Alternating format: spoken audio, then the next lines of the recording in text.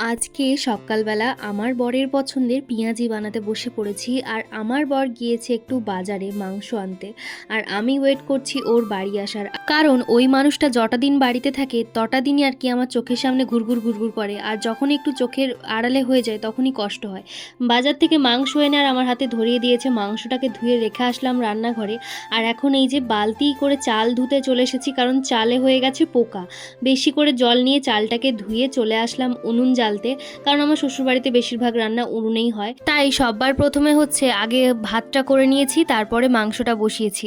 আর আমার বরকে ট্রাইপড তো আমি সেট করিনি, বলেছি তুমি ভিডিও করে দাও, যটা দিন আছো তুমি ভিডিও করে দাও, কারণ তারপরে তো আমাকেই আমার কাজটা করতে হবে।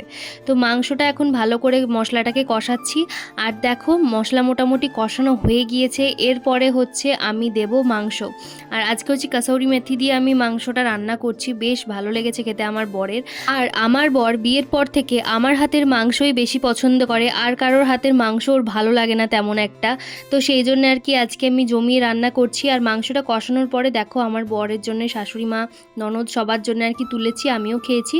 আর আমার বর খাচ্ছে, আর তার সঙ্গে আমার ভাগনাও খাচ্ছে। এত ঝাল হয়েছে তাও মাংসটাও খাচ্ছে।